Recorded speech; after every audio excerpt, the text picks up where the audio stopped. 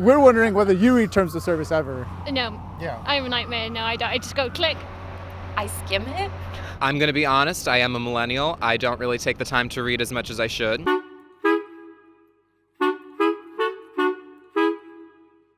In our daily lives, we're bombarded by advertising. It's when it starts to get personal that it can get a little bit scary. So we're here in New York City to ask New Yorkers, is targeted advertising as bad as it sounds? And what are they doing to keep themselves safe? So when I say targeted advertising, you say or think? Stalkerish advertising.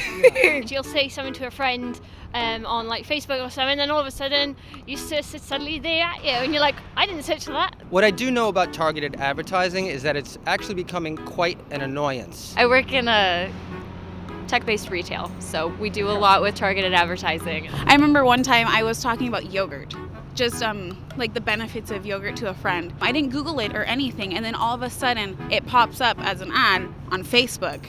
And I thought that was the creepiest thing. I actually just ordered a couple things from Adidas, and now all the things that I didn't get that were in my cart are starting to come up on my Facebook, on my Twitter, on all different social media platforms. How does that make you feel? Does it make you like paranoid or anxious or frustrated?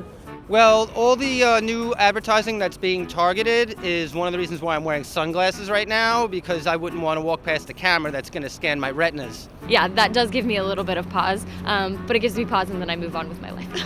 I do think that there's a whole new technology when it comes to audio. I'm not sure exactly if anybody's listening. I do think that that's the factor that everybody is nervous about. The thing that worries me the most is that I know like the government definitely has access to everything that we're searching up. And I'm upset that they might be selling like my information personally.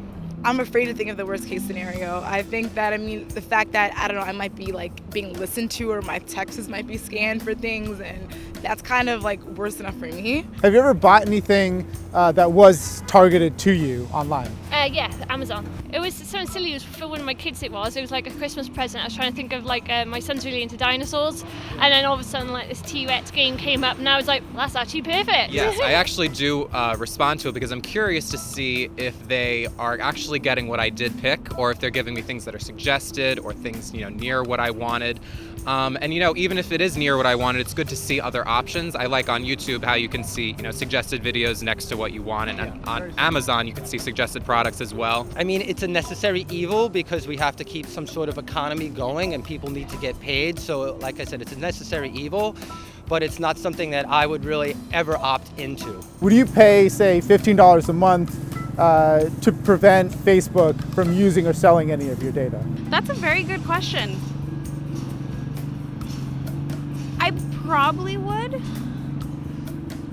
Actually, I honestly couldn't answer that. I don't know. Because that's like $15 a month. That's a lot of money, so I probably wouldn't. Yeah. But if they're really like just giving away my information, I'd probably just stop it and just like discontinue using any of the apps. If I had to pay $15 a month, I would delete it. Yeah. And I would hope that my information would also not be held somewhere. If you could do one thing to fix the way the internet's currently constructed, or to make it more decentralized or better for consumers, what would that be? I do feel like advertising is kind of a core part of the world that we live in. We're trying to make the best, help them make the best decisions as a consumer. But yeah, it is a little scary when you constantly, everything you click on is like, there's a cookie that's tracking, what you're doing. Are you okay with that, blah, blah, blah. Being on the same page with your audience or your customers is always, I think, imperative when you're going about any kind of business. I think that when a company is saying, hey, we are using this information, or like I've signed up for things and it said, hey, we might use your information with our partners. And I appreciate that, 'cause at least I know, at least you're keeping it 100.